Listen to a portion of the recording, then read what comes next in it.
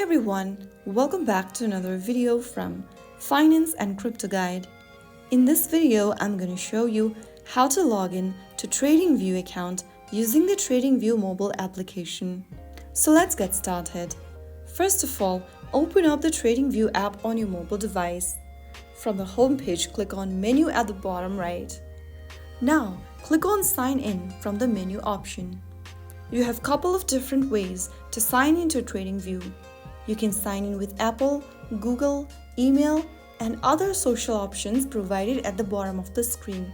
But make sure to choose the same process that you've previously used for login into TradingView. Since I used email or username option, I'm going to have to type in email or username and password. Type it down in the text box and make sure they are correct.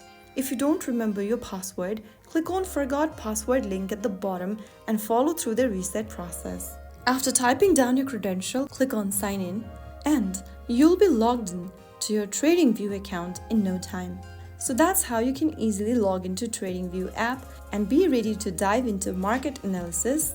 If you found this video helpful, don't forget to like, subscribe, and hit the bell icon so that you won't miss out one more easy tutorials like this.